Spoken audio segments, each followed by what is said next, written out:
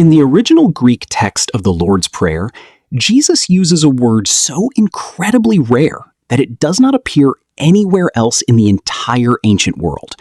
The word is Epiousios. For centuries, experts searched through thousands of ancient tax receipts, poems, and legal documents, finding it absolutely nowhere else. This led many to believe that Jesus actually invented the word on the spot. But when a tiny 5th century papyrus shopping list was finally discovered in Egypt, there it sat, written right next to an everyday grocery item. This scrap of paper revealed its hidden, real-world meaning: bread for the coming day, or just enough to survive tomorrow. This single, highly specific word completely changes how we understand prayer. It flips our modern obsession with long-term security on its head and reveals a beautiful pattern of survival that God has been using to train his people since the dawn of time. Today, we are tracing the hidden thread of this bread of tomorrow, from the harsh wilderness of Exodus to a crowded hill in Galilee, and finally, into your own modern anxiety. What looks like a simple request for groceries is actually a radical cosmic declaration. The data of Scripture is clear, and we have to be direct about what it means for our lives. Jesus did not teach us to pray for a lifetime of security. Instead, he taught us to pray for just enough bread to make it to the next sunrise. To understand why this matters so much, we have to look closely at how this word is built. Epiousios is a combination of two regular Greek roots: epi, which means upon or for, and ousia, which means substance or being. When you glue them together, the word literally translates to necessary for existence, or supersubstantial. It is a word that describes something you absolutely cannot live without. This word was so strange and rare that even the earliest biblical experts did not know what to do with it. For instance, an early church father named Jerome was tasked with translating the Bible into Latin in the 4th century. When he reached this part of the Lord's Prayer, he was completely baffled by Epiousios. Instead of translating it as daily, he chose the word supersubstantialis, which means spiritual bread. He believed Jesus could not just be talking about normal food. But here is the real insight. Jesus was doing something far more brilliant. By using this specific word, he was deliberately fusing the physical necessity of eating with a supernatural reliance on God. Think of it like a battery that needs a constant, direct connection to a power source to keep working. Jesus was showing us that our physical bodies and our spiritual lives operate under the exact same data. We like to separate our physical needs from our spiritual lives, but the scriptural framework does not allow that. Food keeps your body alive today, but it is your supernatural connection to the Creator that actually sustains your existence for tomorrow. Jesus used this unique word to show that every single bite of bread we take is a reminder of our deep, ongoing need for God. To see how deeply this pattern runs, we have to go back to the very beginning of the human story in Genesis.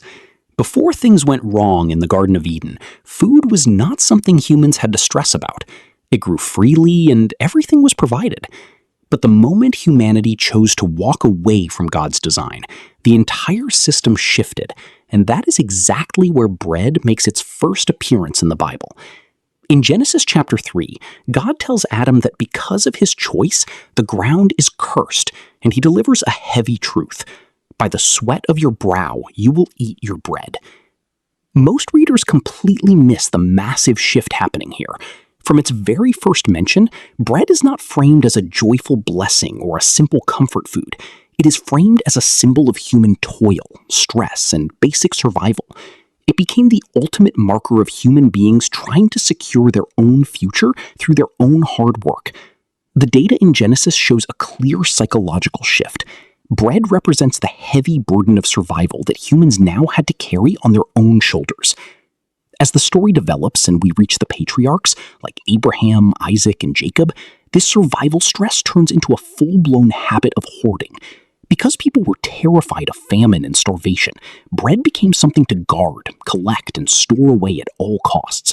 Humans became obsessed with locking down their long-term security because they no longer trusted that tomorrow would be taken care of.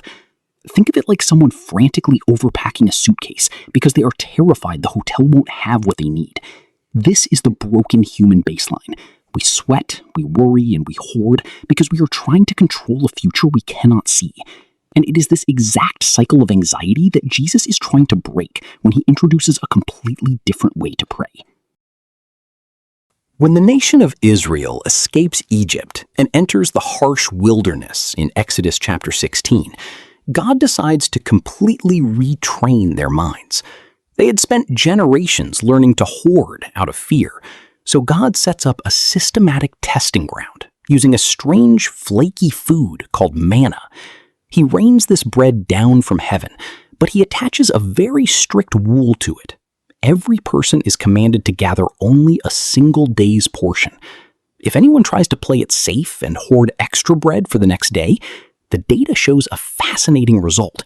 The leftover manna instantly rots and fills with worms. God outlines the exact purpose of this strict baseline in Exodus chapter 16, verse 4, stating that he will rain bread from heaven that I may test them, whether they will walk in my law or not.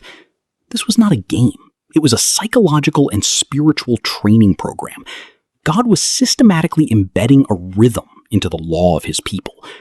He built this exact same daily pattern into the very center of their worship space, the tabernacle. Inside the holy place stood the table of showbread, which held 12 fresh loaves of bread representing the tribes of Israel. This was called the bread of the presence, and according to the law, it had to be replaced with hot, fresh bread every single Sabbath day. This legal blueprint was designed to teach them an unforgettable lesson. Hoarding equals rot, while daily dependence equals relationship.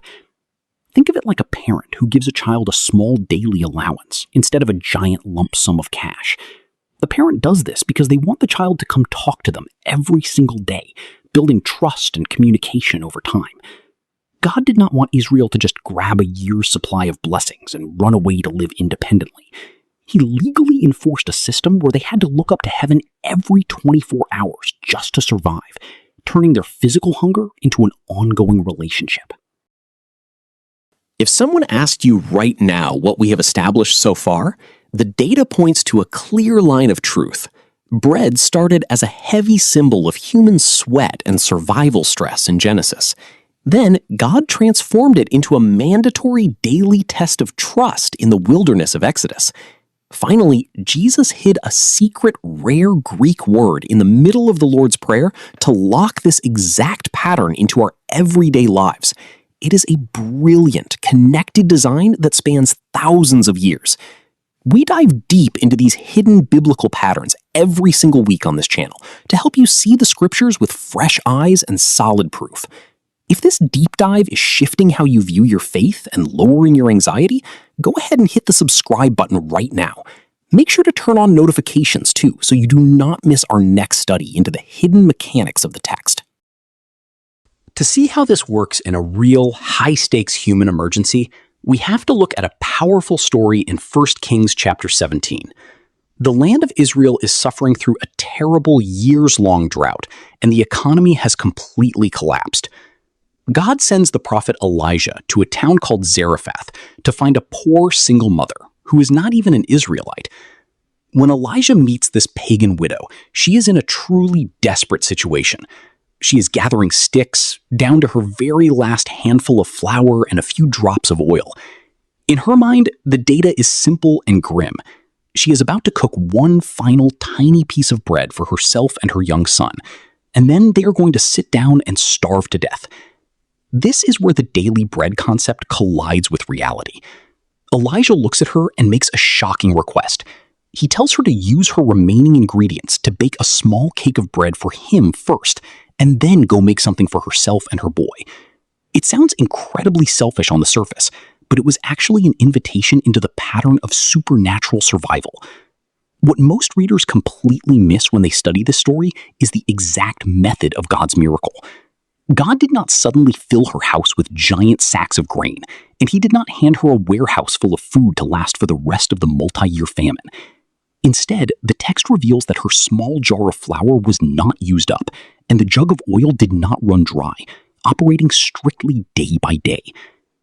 This gives us a massive theological payoff that can completely shift how you handle your own stress. The data shows that God's style is almost never a large lump sum payout. He rarely drops a 10-year supply of security into our laps all at once. Instead, he provides a continuous, uninterrupted stream of exact provisions. Think of it like a streaming video on your phone. The phone does not download the entire 2-hour movie in one single second. It feeds you the data piece by piece, just fast enough so the video never stops playing. That is exactly how God sustained this starving family. Every single morning, the woman would open her jar, find just enough flour for that day's meals, and have to trust the exact same process all over again the next morning. As we cross into the New Testament, this long historical thread lands squarely on the shoulders of Jesus, and the entire pattern intensifies. In John chapter 6, Jesus performs a massive miracle by feeding over 5,000 hungry people on a hillside using just a few small loaves of literal bread. The very next day, a huge crowd tracks him down, desperate for more free food. They openly demand that Jesus give them a permanent, long-term sign, pointing back to how their ancestors ate manna in the wilderness for 40 years. They were essentially asking for a giant, lifetime supply of security so they would never have to worry about their future meals again. But Jesus responds by completely heightening the pattern and shifting the entire conversation. He looks at the crowd and makes a revolutionary statement. I am the bread of life. This is the ultimate twist in the data. Jesus reveals that the Epiousios we are tracking down and praying for is not actually physical food, an oversized bank account, or material wealth. Jesus used that highly unique, one-of-a-kind word in his prayer because he is the unique bread. Think of it like a doctor prescribing a medicine. The doctor doesn't give you a pill that fixes you forever in 1 second. You have to take a precise dose every single morning to stay healthy.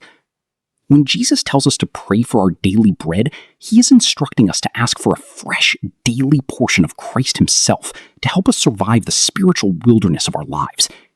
The data shows that we cannot survive on yesterday's spiritual growth, and we cannot hoard up enough faith today to cover our struggles next year. To pray for this special bread means recognizing that you need a brand new connection with Jesus every 24 hours, relying on his presence to give you the exact strength, wisdom, and peace you need to make it through just one day at a time. To understand how this data directly impacts your life today, look at what happens when a modern parent or business owner hits a massive crisis. Imagine waking up to find your bank account completely drained, your business collapsing, or a doctor handing you a frightening medical diagnosis. In those terrifying moments, our natural human instinct is to pray for a giant, sweeping miracle.